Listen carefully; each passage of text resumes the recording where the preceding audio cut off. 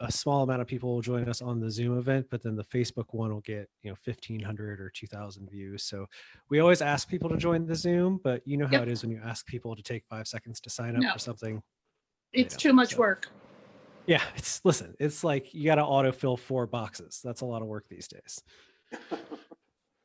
Hello, everyone. Slowly rolling into the room. We like to see it. We love to see you be here. We're going to get started in just a second. I'm cross-posting the live stream on Facebook to various pages so that we can be all good to go on that front.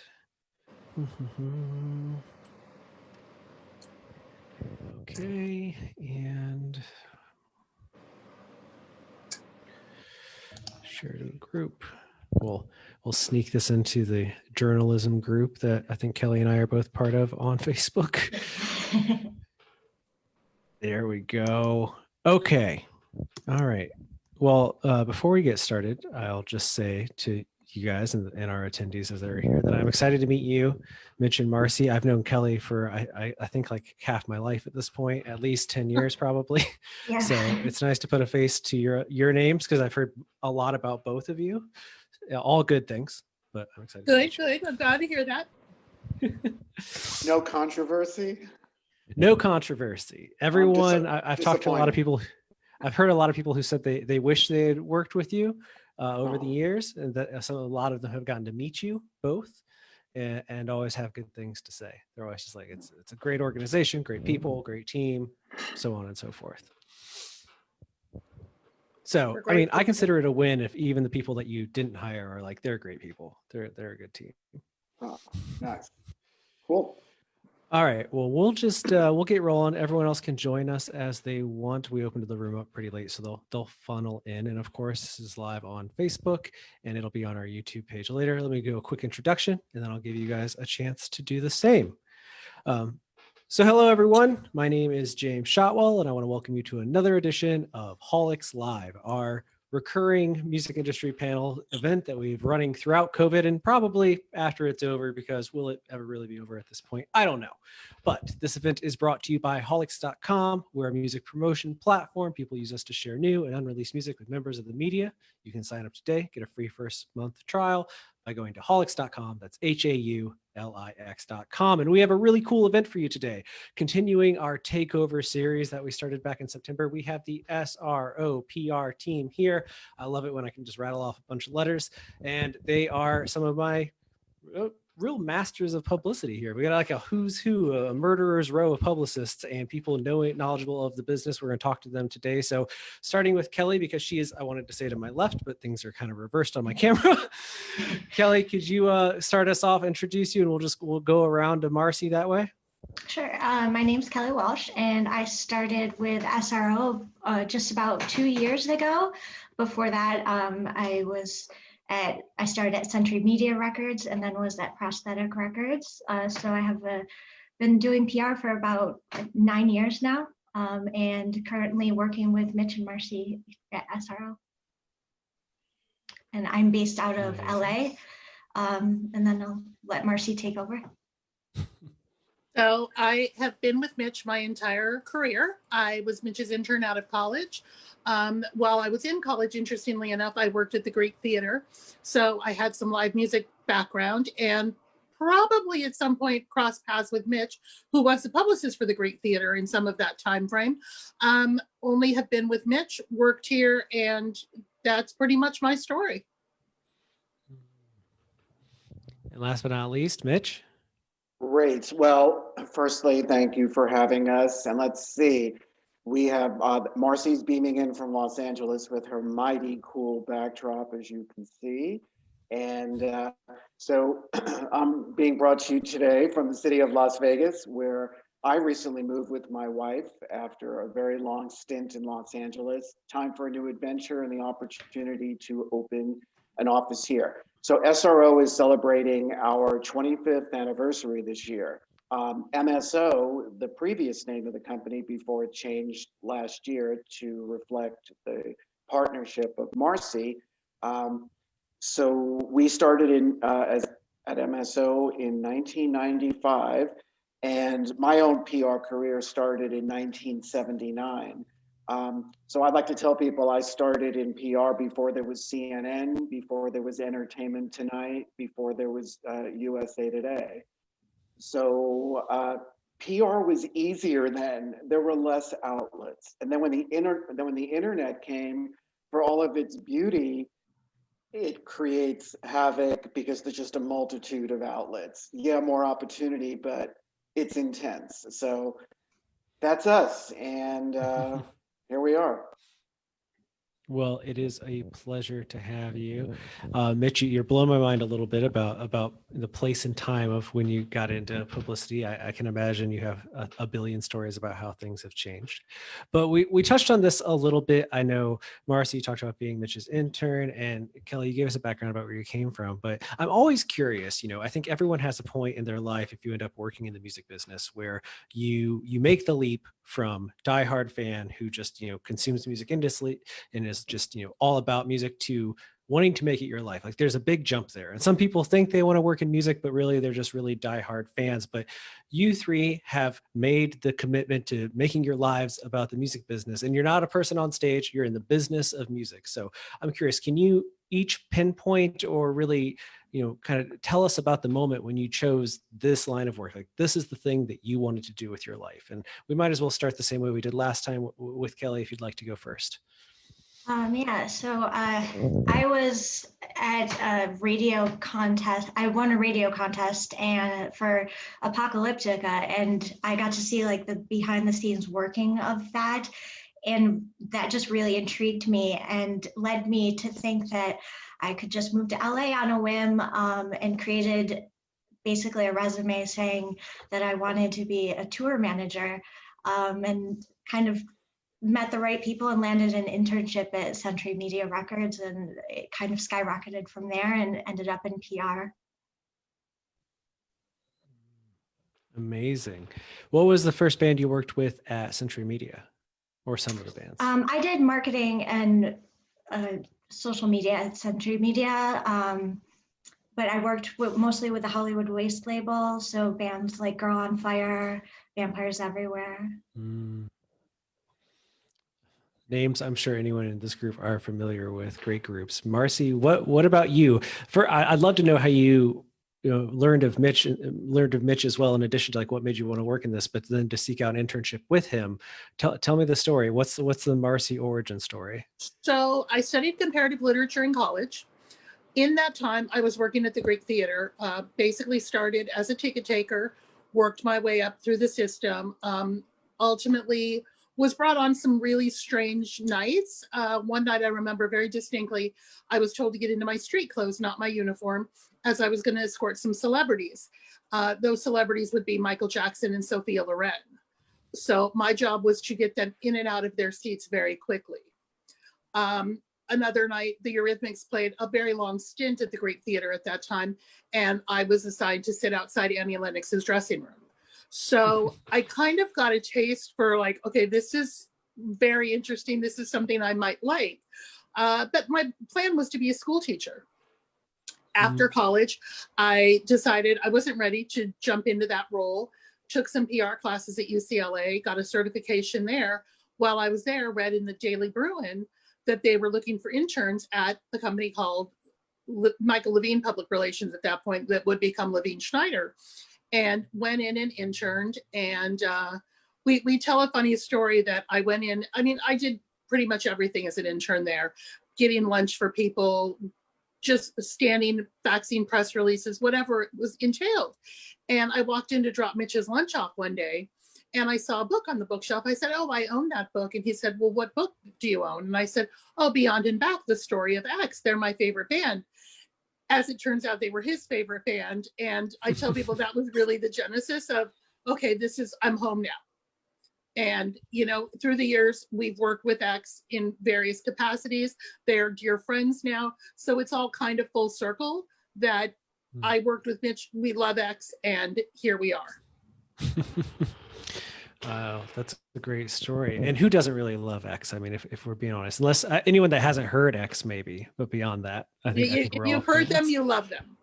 Exactly. I mean, or you should. If not, you should probably listen again. Exactly. Mitch, what about you? Where do you come from in this whole world, and how did you land in PR? Total diehard music fan.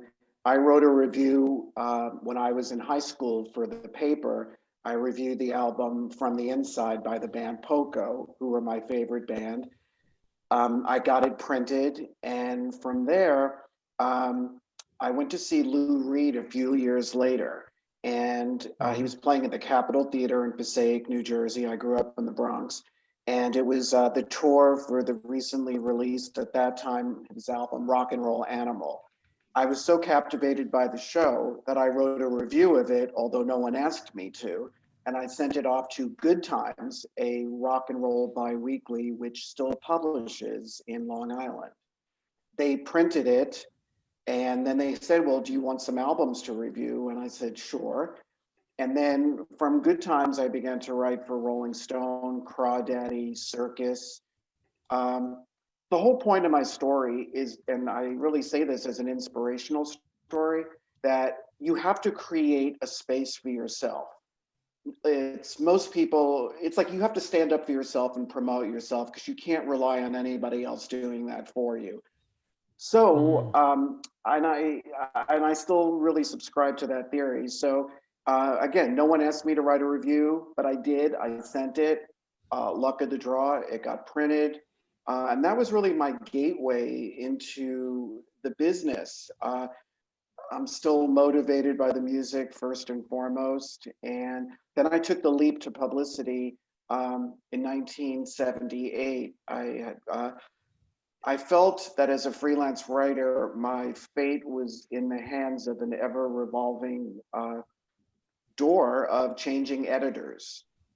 And like on one level, it was great. Here I am writing for Rolling Stone, but then I wasn't writing for Circus or Crawdaddy because those editors changed. So I thought, let me try to become a publicist, because I worked with publicists giving me concert tickets. I mean, I remember going up to legendary publicist, Liz Rosenberg. I went up to her office to pick up tickets for a Black Sabbath show. And you know, here it is years later, and it's like Marcy and I, we still handle Ozzy. He became a client back in 1987. So there's a lot of full circle moments for me too. And so that's, and I had the opportunity to move from New York to Los Angeles. That's 1979. And I worked at a company called Salters, Ruskin, Friedman. And that Salters is not Larry Salters of Scoop Marketing. It was his father, Lee Salters. And he was great. I got to tell one story. At the end of every day, and this is before there's email, so people had to be like ultra connected. So there was constant meetings. At the end of the day, there would be a meeting in Lee Salters' office where everybody would talk about what was going on, what needed to go on. And what Lee used to say was so brilliant. He would say that if someone jumps off a bridge, figure out how to get your client involved in the story, which is really, you know, something that I think that makes every PR story like 1 + 1 = 3. At the time that Lee said that, we were handling Alice Cooper, and the Hollywood sign was damaged. So Alice Cooper offered money to get it fixed. So all of a sudden, Alice Cooper is out of just the music press, and he's all over the mainstream. So that's definitely what I call a 1 + 1 = 3 moment. And to this day, that's what we look for, to really widen the scope in the media for our artists. Yeah, I saw recently, you guys work with Harry Shearer, who, as a person with a Simpsons tattoo, is obviously a man I consider God. But I know that when he did his most recent song, that I saw that wasn't just in music press, that was everywhere. It was almost inescapable for Number One Son for a period there. So I see that 1 + 1 = 3 is still being applied. That's the moment. It does every day. I mean, we have to really find a way to keep things current. And, you know, especially the time we're dealing with now. I mean, Harry's album is coming at the end of the month, just before the election. I mean, it could not be more perfectly timed. And he's released a song a week about the president. So there is definitely a momentum building right now. He's taken advantage of the time and done it timing is everything. Mm. Yeah, it is. And especially right now, because I feel like time is simultaneously moving very slow and very fast in a lot of ways. I saw an artist that I love today posted, I can't remember if my album came out last week or 3 years ago. And with someone like with Harry's record and material specifically right now, the timing is so good that he doesn't really fall out of the cycle in that same way where we're like, what's happening? There's something new all the time. It feels very relevant, very of the moment, and really helps fuel constant conversation. I think it's funny. Somebody asked me the other day when Ozzy's album had come out, and I said, "Oh, it came out last year." Well, no, it didn't. It came out right before we went into lockdown. But it does seem like a year ago to me at this time. And I went, wait a minute. No, that was our last events out were for the Ozzy promotion. Wow. Yeah, we around our household, my partner works in live music, and we constantly have a conversation that's like, what was the last concert we saw, and was it this year? Like, what did we do before? Like, what was our last real concert? We've been looking at concerts on our screens for the last several months. It's hard to remember. Right. Well, let me ask you on that topic, as you just kind of like led us into it, Marcy. So very good work, good transition work here. I want to know, you're all talking to us from different places right now. So I think that that's going to be part of this answer. But how has work changed for you during the pandemic, all of you? But also, what are some things that are still the same? Because I feel like we're always obsessing over what's different, this new normal. But there's a lot that I feel is still the same, especially in the business of music. Maybe it changed for a little while there, but then we all kind of got back to basics. So I don't know who wants to begin. I'm open to whoever would like to dive in. But what's changed for you, and what? Mitch, I think you should start this. You've had the most drastic change through the pandemic. Yes. My wife and I moved to Las Vegas at the end of March. And so now it's a scenario where we have an office in Las Vegas. We have Marcy and Kelly and Andrea. They are in Los Angeles. And we have Lindy Wenner, who's run our Nashville office for 12 years now, I believe. So I think we just had to really be united at the hip. I think emails were longer, phone calls were longer. I think we were offering us emotional support through this because look, our business is artists performing on stages and they're not performing on stages. We're very fortunate in that we were able to secure a business of artists who are releasing music, they're setting live streams. Some of our artists, like the Verve Pipe, are doing limited social distance gigs. And I think, the emotional support was really key because, we needed Paycheck Protection Program funding like every other company, and we were able to get it, and it did help keep us going. So for us, again, it's been more phone calls, more texts, more virtual situations like this. And I think just like I said, providing an emotional backbone to each other because we're going through something that's horrifying, it's historic. There is not exactly a timeline of when things will get back to the way they were. So I think that we're all like in a constant state of being scared. So fortunately, we've had work to dive into that has helped stave off those feelings of paranoia. It haunts us all. Marcy and Kelly, anything to add to that? I think we're in an interesting time. I think beyond what Mitch is saying with the connections to our internal team, I think you're finding social media becoming a much more interesting and valuable tool through the pandemic. You're reconnecting with people that you maybe had kind of lost touch with in your busyness of everyday life. We're not seeing each other out at shows. We're not making business dinner plans. We're not having lunches with people. We're not just running into people anywhere. I mean, I think for me, I go out to do essential items or I'll go make drops to my parents. Nobody is socializing at this point. Mitch is in a different scenario in Vegas where people can go out to eat. Here, it's a very limited amount of places that you can go out and have a meal and get together with people. So people are still very much hermits.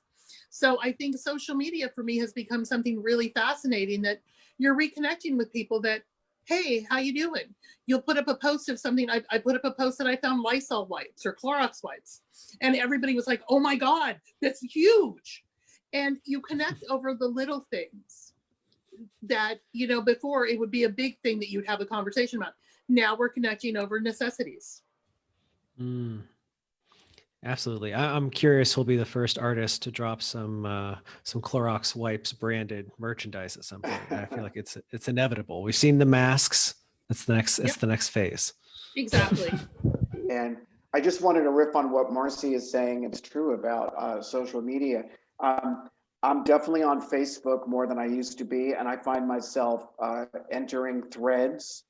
You know, a lot of my friends are journalists, and I really find myself communicating more with them than I ever had. I mean, Marcy said, yeah, we used to see each other at shows, at dinners, but there's a whole bunch of people on Facebook that in different cities. I didn't do that, but I do find that through the pandemic, I think it's really important to validate people and what they're going through. So if I see a post that in the pre-pandemic, I would just scroll through and just give it a like. Now I take the time to say something, to let that person know that I thought their post was stimulating. So I think that's one, I hate to say good thing about the pandemic, but you know, it's really, I think people have seen a side of my personality perhaps that they hadn't previously, because I was just utterly, completely wrapped up in work.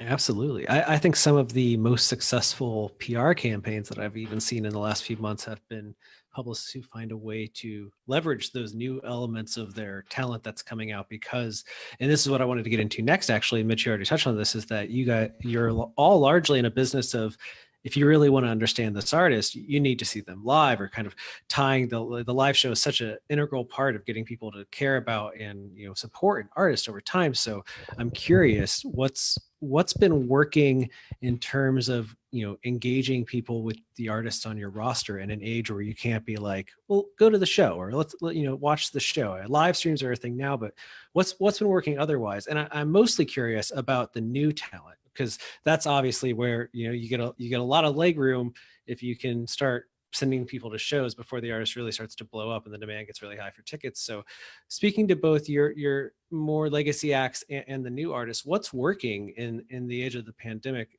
in terms of publicity? Let me throw that to Kelly. Kelly's done some really cool social media promotion. I hate to use the word promotion, but social media moves that I think have benefited her clients. So Kelly, take it away. I think especially for up and coming artists, developing more of an online persona and getting to know their fans is really important right now.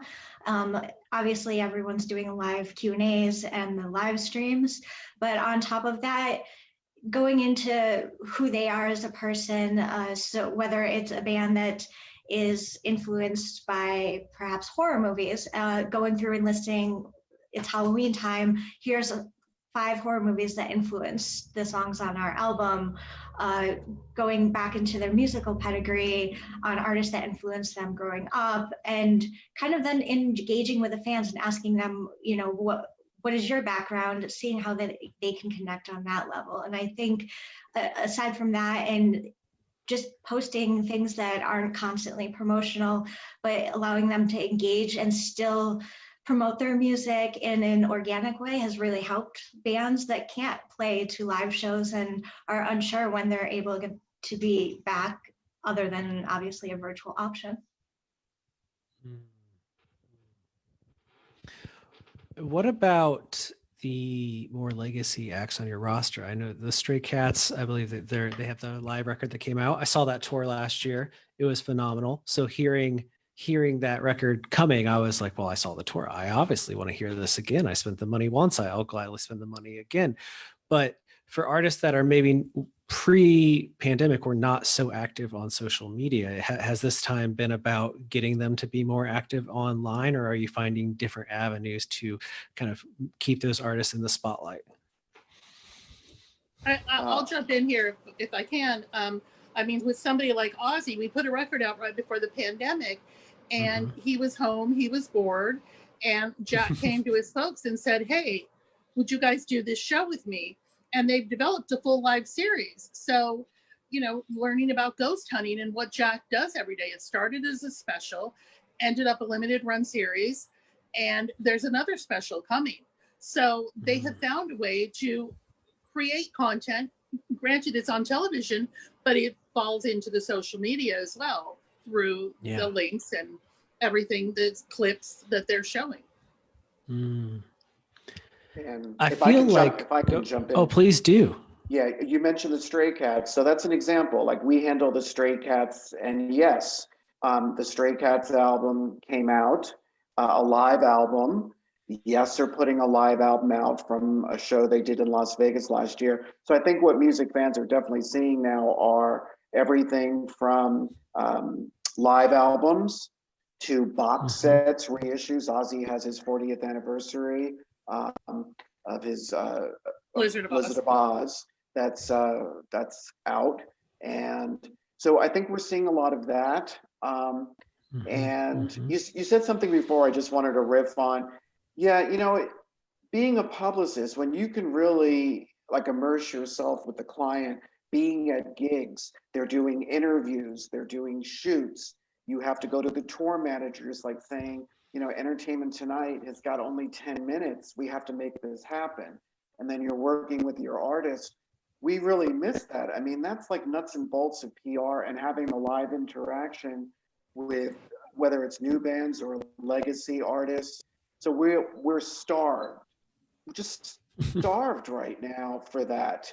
And so, like everybody else, it's you know, we're setting up interviews, we're setting video premieres, we're, you know, setting song premieres, we're dancing as fast as we can.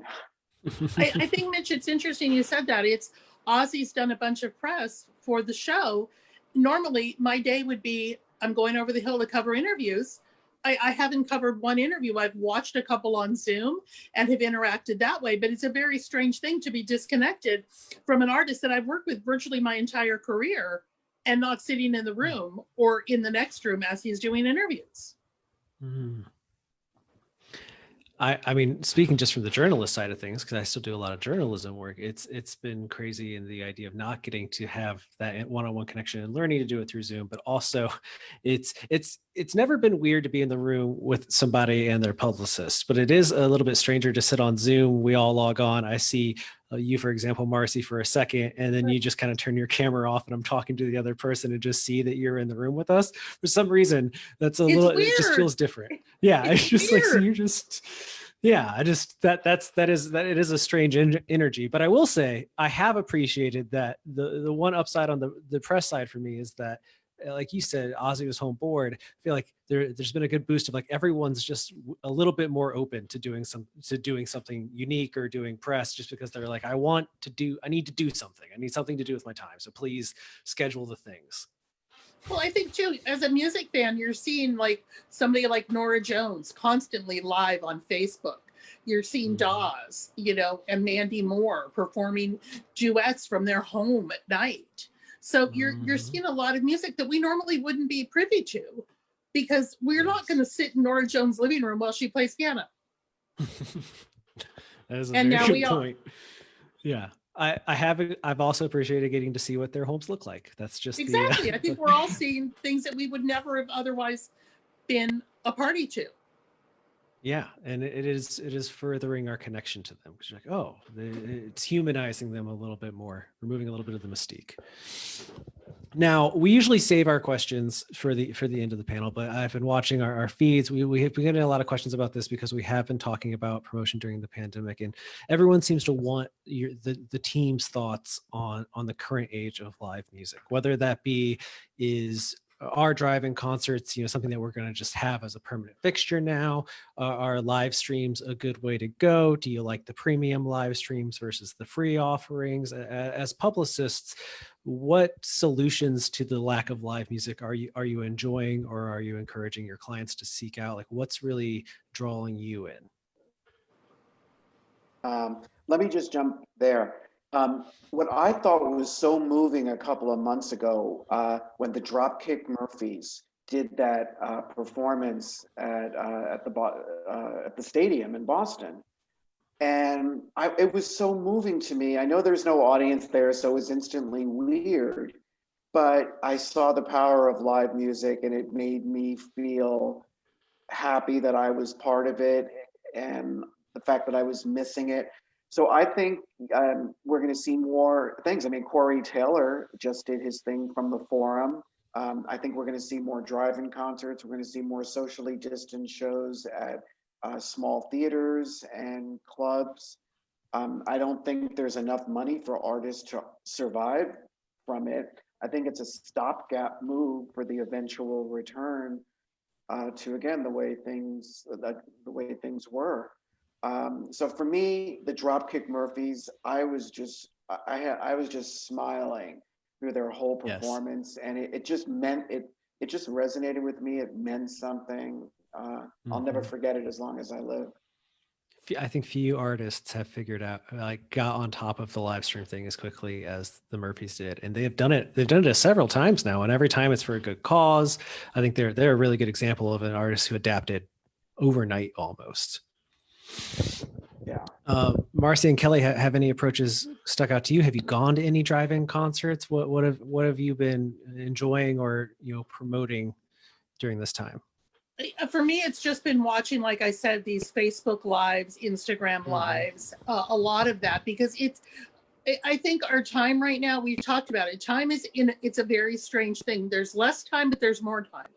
So committing to a full live stream right now, it's weird. I haven't done it yet, but these short songs or 10 minutes, Amos Lee, an artist out of Philadelphia that I met through one of our festivals, he's been doing one. I watch his a lot. So I'm enjoying it, but it almost makes me miss live music more. Yes. And, we talked about this. My bag should have been packed multiple times by now to be at a festival and or out on the road. And I finally, a month ago, packed the suitcases to the back of the closet for the time being, thinking I don't need them right now. So it's hard. It's definitely, there's a balance of how much to put into it. But, I'm thinking next stop is going to be a drive-in concert for me. Oh, great. Kelly, you saw a live show, right? Yeah, I actually flew to Indiana to see live music because I couldn't go any longer without seeing it. One of the clients that I work with, the Black Moods, were playing a socially distanced gig at this beer garden called Raskeller. And I got to see them perform 2 nights in a row. And it was really incredible. It made me miss live music. So I've been more open to traveling to go see socially distant shows where possible. And then like something like the Flaming Lips just did with the Bubbles, I think that's something that could be really taken to the festival experience, just with the huge outdoor areas and having that bubble experience, and maybe putting some sort of VR in the bubble. That could be a step that's taken in the next couple of days. But for me, I feel the same as Marcy with live stream, in the fact that I'll watch on Instagram, or someone might do something on a Patreon for a short amount of time, but committing to like an hour or full concert, I haven't done that yet.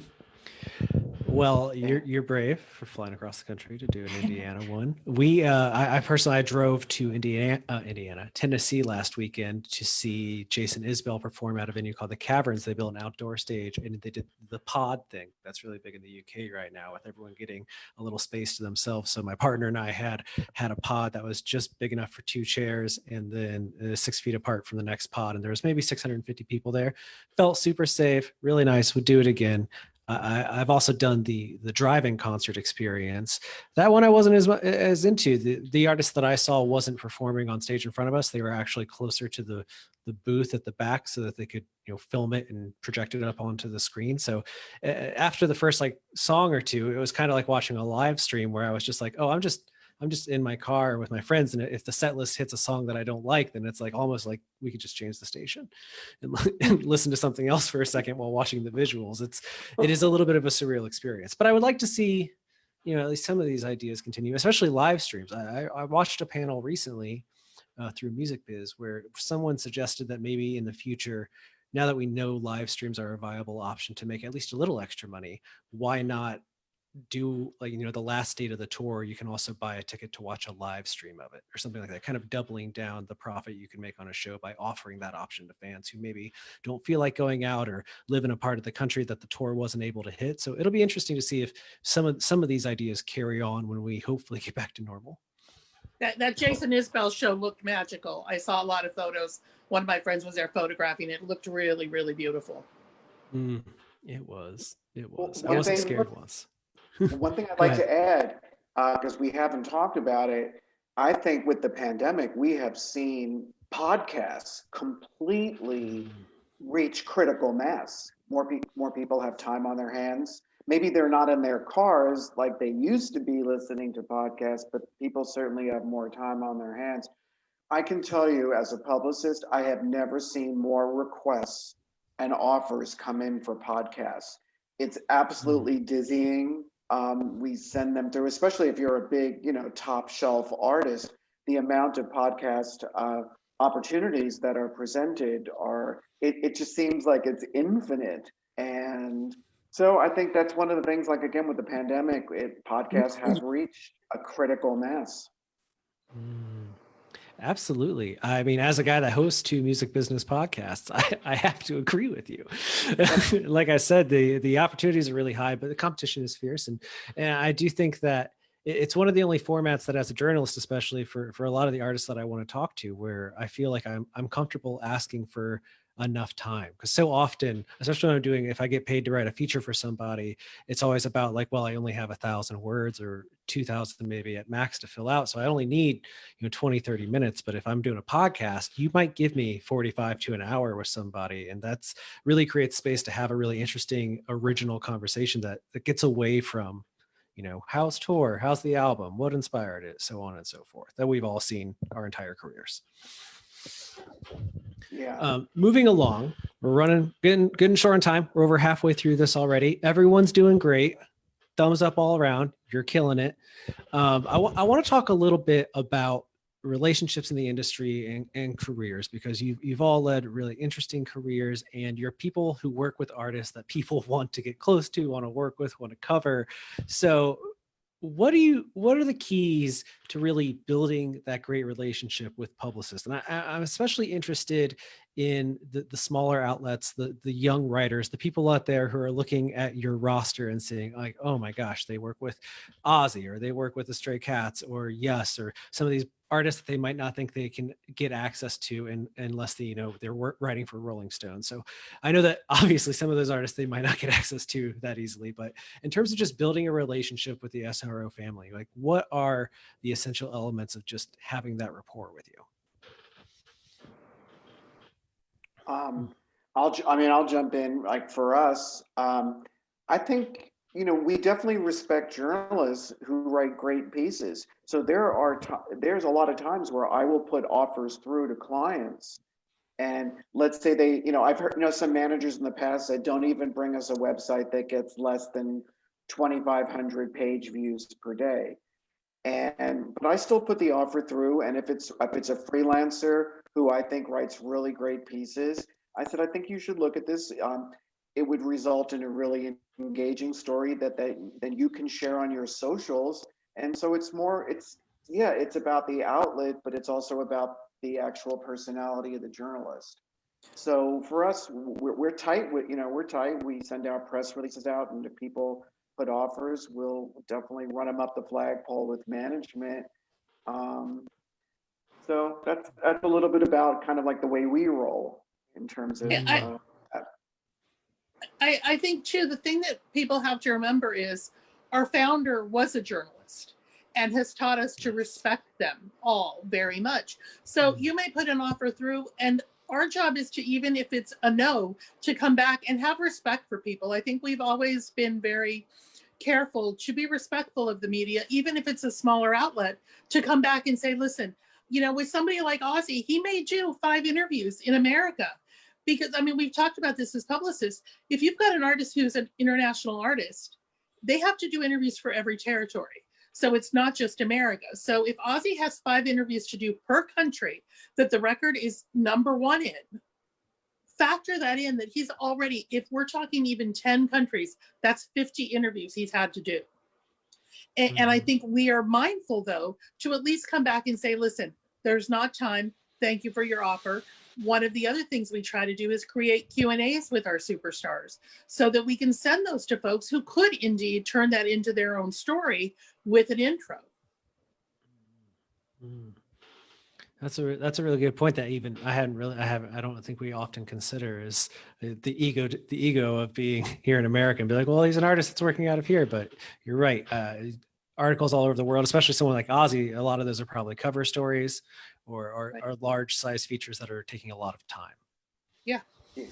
I just wanted to riff off Marcy. When I handled Alanis Morissette, we worked with her from like 4 months before Jagged Little Pill came out for a whole run of 10 years. After Jagged Little Pill achieves success, she obviously comes with album number 2. And I set 3 interviews. And I used to get, because it was really kind of before email. And so I had to get on the phone with journalists to make sure that they didn't hate her and explain that her album popped like in 30 countries. So she decided to do like 3 interviews per. So you do the math on that. And some of those, are big real estate press opportunities, like the cover of the calendar in the LA Times. It was the New York Times Arts and Leisure, and it was a Rolling Stone cover. That was 3, but each involved its own photo shoot. And then you start multiplying this again by all the territories. So it was our job to talk the journalists off the ledge, because people were like, you got to give me a break. And I took the time and walked them through that. So that's part of what we do too, is having respect for the media and explaining it to them. Kelly, do you have anything to add? Just banking off both Mitch and Marcy, having someone come to us and sharing a couple of examples of their writing and just showing the passion for what they're doing is more than enough for us to build that relationship and want to work with them. And like they said, if it's something we can push down the line, we definitely will. And if not, then we'll try again next time. So. Well, I think that's all actually useful advice. I appreciate it. We don't always get such applicable advice. So well done again, everybody. Now, a question that comes in a lot lately, especially in this age, we just entered a new school year. There are people finishing music business programs, going into music business programs, or not even in school, but want to work in the music business. So how does somebody get into a company like SRO, especially during the pandemic? Are you guys taking interns remotely? What is the best way that you would say to start a PR career today? I think it's so difficult because in the past, I mean, if you look at the history of the staff of SRO and Levine Schneider previously, the majority of people that were hired were interns, part-timers, etc. We've always been a company that promotes from within. Given the pandemic, it is a much more difficult time. And, without live music, the need for an intern, interns do a lot of the regional stuff. It's the clipping and putting press lists together and that kind of stuff. They're just not happening right now. So right now, it is probably the worst time, sadly, to be looking for an internship in, the music business. You've got entire companies, AEG and Live Nation, that are working with skeleton staff. Even those companies that would have a huge amount of interns don't right now. Yes, absolutely. Anyone else have anything to add? Some of those basic career tips, because I do feel like it is a new age for career tips in a way. Like you said, Marcy, the old way just doesn't work right now. So any advice for those out there? I would say one thing that folks should do who are looking for a career in the music business is definitely start your own website and write about albums coming out. Because when this all is over, and somebody will say, well, what did you do during the pandemic? You could say, hey, I started a website. I wrote about live streams. I reviewed live streams. I reviewed records that came out. And that way, I think somebody would say, okay, this person is really committed. They're a self-starter. And it just goes back to the story I told earlier, where I went to see Lou Reed and I wrote a review of it, sent it to a paper, and that published it. No one asked me to do it. So you do have to you have to make a space for yourself. And I think that creating a website shows, that ability to be a self-starter. That's what everybody, when you hire somebody, you want somebody who's going to go like, wow, they're going to be fantastic. They'll be able to take the ball and run with it. So that would be like my one career tip during this time when everything is completely out of whack. I think that's great advice. I want to move on. We got a couple of audience questions I want to get through before I let you all go about your day. And the first one coming from our good pal, Andy, he's here all the time. He wants to know that people always say PR is a 24/7 job. I think that's true. I got an email at 2:30 in the morning this morning. So I know that there are publicists working around the clock. So in an age where you're all working from home, there's not an office to go to. So you don't even have the normal boundaries of like, now I'm in the space where I work.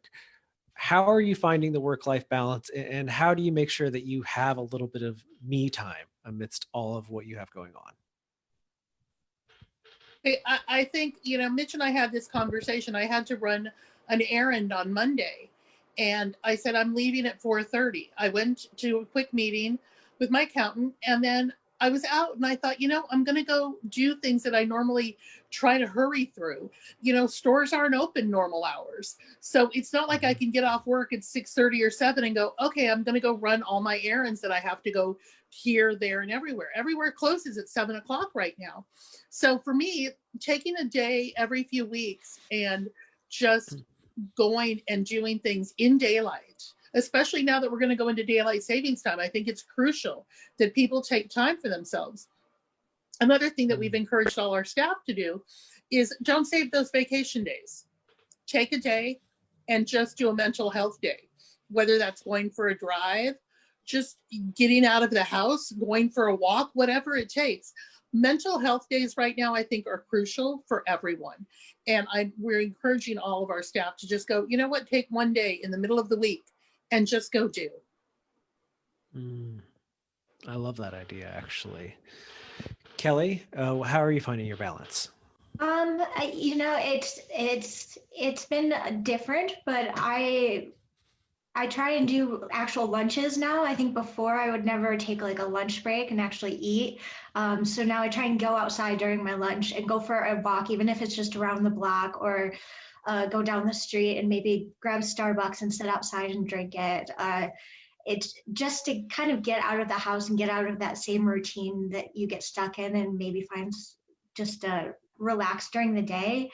But I do see, I think it's just, keeping that healthy balance of taking some time for yourself, but also making yourself available at differing hours, because everyone's going through the same thing where we're stuck inside. And so those late night emails and calls, we're all kind of taking in, and PR has always been 24/7. So coming into a job like this, that's what I wanted. And for me, that, it's just very normal.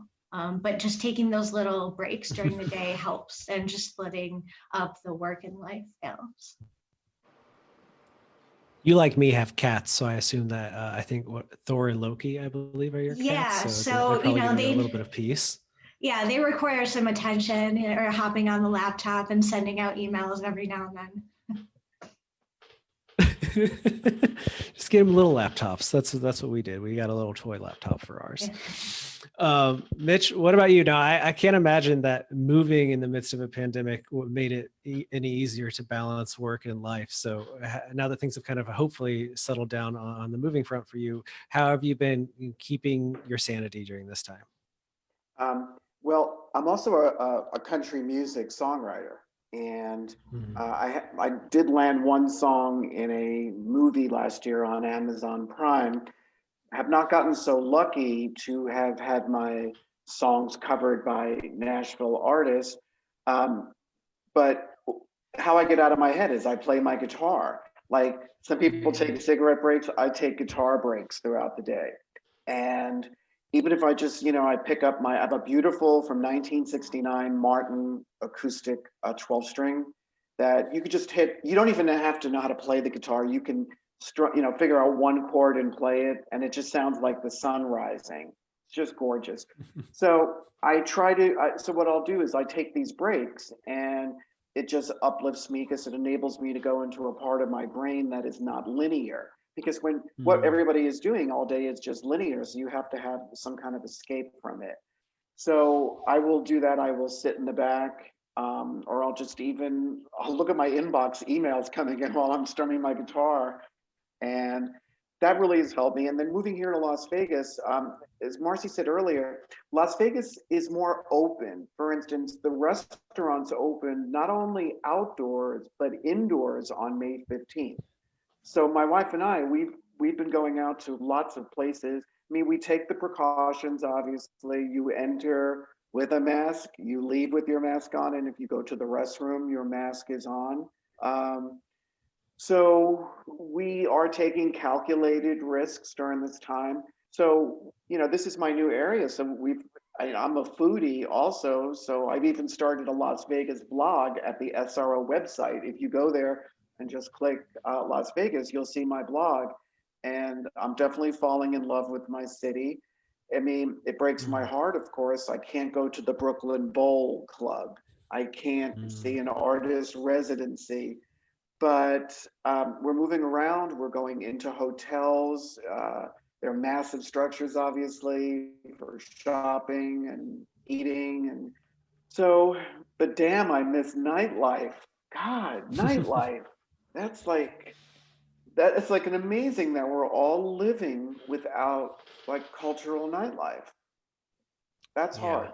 That's hard. I don't know if amazing is the word I would use, but it is something. Yes. I guess when I say amazing, it's amazing that we're still here and haven't gone insane completely. Yes, absolutely.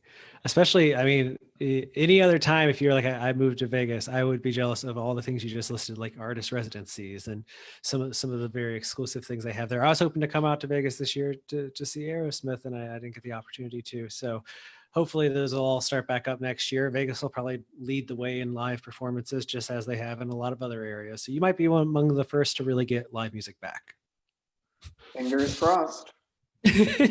Well, before I let all of you go, I do want to give you each a moment to talk about something that SRO is working on right now that you're very passionate about. I will give a quick shout out to one of your artists that came up earlier, the Verve Pipe, as somebody who lives and has spent most of his life in West Michigan. The Verve Pipe are their own deities in this area. They're one of the few bands that can just announce a show and have 1,500 people to 2,000 people show up. When venues around here started thinking about live stream events or even drive-in events, I know that the Verve Pipe was like the first name on everyone's list. It was like the obvious choice. It's like, well, I'm sure the Verve Pipe will save us. And I've seen them out there doing things to help venues and being active. So I just wanted to give them a little shout out because I feel like they do a lot more than people realize to give back to the music community, especially during this time. So outside of them, we'll go around like how we started with Kelly, then Marcy, then Mitch. What are you excited about that you're working on right now? I have so much, so it's going to be hard to knock it down just to one thing. I work with a lot of up and coming artists, and so right now I'm just working with a lot of them on putting out singles and new albums that are coming out. I feel like I can't really push one person, without someone else being a little bit too uppity, but I would just say check out our website and our Facebook. So we're always promoting new songs. We have several new songs out each week, and make sure to check out our legacy and our newer artists. Marcy? We talked about Harry Shearer. It's been an honor to be involved with this political music campaign. Also working with a new artist, a woman named Mary Scholes, who's written a song called Lady Liberty that is written firsthand account as if she is the Statue of Liberty, singing a song to all of us about not just the political ramifications of what we're dealing with, but Black Lives Matter and pretty much every subject that we're all dealing with every day. And it starts with the quote at the foot of the Statue of Liberty and grows from there. And it's just the most moving thing I've heard in a very long time. Great. I can't wait to hear the whole Harry record. And Mitch, what about you? Well, that's like asking a parent to choose their favorite child. So, in terms of now, like we were just hired a few weeks ago by Better Noise Records to help promote Tommy Lee's upcoming album, and which comes out on Friday. So that was like jumping on a fast moving train. I had to move so fast that it was just completely head spinning. But you take pride when you start nabbing things. Like yesterday, Entertainment Tonight went to his house to do an interview. And in the old days, it was always, there's a lot of logistics to coordinate a live interview for ET because they always like B-roll. But ET had to make sure sent a concierge to Tommy Lee's house 2 days prior, a doctor concierge, so he could be given a COVID test. So which had to read negative before the interview, and also the ET crew, they had tests also. So that just involves so much extra back and forth. I nearly jumped off the mountain. It was making me nuts. So that's keeping us busy, and also what we're really proud of. Through the pandemic, we realize, and I'm saying this to everybody out there, you have to work on your brand. So we now have an SRO newsletter that we're sending out every 6 weeks to the media and to the industry to let them know that we're percolating. We're still in the game. So people remember us when this is over. Kelly came up with a fantastic design for that newsletter. And so that's something that we put out there. So that's something that gives me great pride of trying to figure out how to make sure that we can promote ourselves, and not too much like in a chest thumping way, because we do feel bad. There are so many people that have been furloughed, laid off, agents, in that world in particular. So, you can feel that when we send our press releases out to our industry list and you get all these bounce backs that just say, I've been furloughed. It's like you just look at your computer screen and you just want to cry because everything has been upended. You're absolutely right. And shout out to Jamie from the Better Noise team. She was on our panel discussion a couple weeks back on a day when Tommy was trending on Twitter. And I woke up this morning with Tommy trending on Twitter. So anything that happens, I guess someone from the team is going to end up on one of our events. But I had a moment this morning. I was like, I wonder if they're going to be not too busy to do this conversation today. So the Tommy promotion is working because I can't get away from the guy. So there you go. It's going well. Cool. Love it. Now, Mitch, real quick before I let everyone else go, this whole thing, the 25 years that we're going now, this all started with you. And as somebody who I've been in music for 12 years now, full time, and sometimes getting to year 13, especially in something like 2020, can feel like I don't know if it's ever going to happen. I assume it will. I don't know. So as somebody as far into the game as you are, a lifer in this industry, I'm sure everybody wants to know, like, how do you do it? How do you keep your head above water? How do you keep going? What is your simple truth, your golden nugget of motivation for the rest of us that hope to have a lifetime in this business? I think, it's pretty basic. You really just need to love what you do, and you need to be open to change. Look, SRO, MSO, we were always quick to embrace new things. Coachella, we were the PR for 12 straight years for that. Then we were the PR for a Stagecoach for 6 years, and that was a gateway for us into festivals. So there are times where things just change. Back in the day, we handled Limp Bizkit, Korn, all these bands, and then after you do these amazing campaigns, sometimes the labels will take them because you've already, you cut the swath and the mainstream. So, but then all of a sudden you go, gee, like why aren't we getting more hard rock bands? And then all of a sudden a festival comes up, and then it's like, let's keep going this way. And then we handled electronic music for a lot of years. We did it, and we did Faithless, we did Praga Con. This is back in the 90s. And then Alexandra Greenberg had joined us. She left a year ago to open up her own company, but we did electronic music, you know, through Dead Mouse, the early days of David Guetta. And a lot of times you just find yourself like, all of a sudden it's like you're caught up in a swirl and you just keep moving that way. I think that you have to, I think the best advice is you have to have the same level of enthusiasm and passion with which you started, and you have to keep it, and you have to keep building momentum.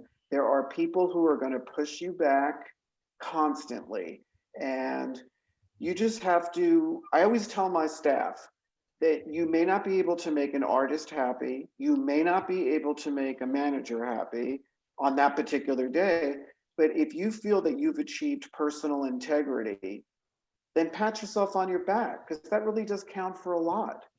So that's, I think that's how to keep going strong. Amazing. I want to add to that. I think the biggest thing that I have found that, you know, we all are very much just committed to, and that's respect for the people we work with and honesty. I always tell people, listen, I'm going to give you news you may not want to hear, but that is what we have right now. And, you know, if an artist isn't getting the press they want, well, here are the reasons why. And this person have passed. I think there's a way to handle it with dignity and respect. And that's something we work really hard for and I mean, I think it shows with a lot of our clients and longevity we've had with them, is you have to work with people as a team and have mutual respect for each other. And something that Mitch said, I think, you know, one of the things we really also are committed to is with these artists. Yes, we've represented a bunch of hard rock artists at one time. We've represented various festivals at one time. Every client is unique, and the formula doesn't necessarily work for every festival. Every festival is unique. Every artist is unique. And it's finding what the strengths are of all of those and developing on them. And it makes you work a little harder sometimes because it's very easy to fall into formulaic. Mm-hmm. I think that's great advice. I almost got distracted momentarily there because SRO working while the three of you are here with me. I got a email alert on my watch that talking about a possibility of an Aussie tour in 2022. So I don't know what's going on out there in the world while you three are sitting here with me, but your artists are popping up everywhere. So congratulations. Thank you. And I really appreciate you all taking the time to speak with me today. This has been really fun, really insightful. I don't think a lot of people get the opportunity to talk to one, let alone three people that have been in music as long as all of you have. And I thank you for sharing your secrets to success and your insight with us. We really appreciate you having us. Mm-hmm. I'm going to let all of our attendees know again, thank you for being here. We'll have another event in a couple of weeks. I believe that we'll have one of Kelly's old jobs will be featured here. We're going to do a metal themed event. So we'll have a metal event here in a couple of weeks. Maybe we'll share some Kelly stories from back then. Who knows what's going to happen? But stick around, go to haulix.com, haulixdaily.com. We have a podcast about addiction and recovery in the music business called High Notes. It's brought to you by the Global Recovery Initiatives, which Tommy Lee of this conversation right here is a part of, as well as Heart Support. So check out the entire first season right now, season 2 coming in December. SRO PR.com, I believe is the website, correct? Yes. Correct. And all of their email addresses are there if you want to reach out to them. I'm sure that they will get back to you if they're able to. Again, thank you guys all for being here. And that is the show. We're done. We've all made it. Congratulations, everybody. Thanks James, again. Thank you. Thanks for having us. And Yeah, bye, everybody. Have a good day. Bye.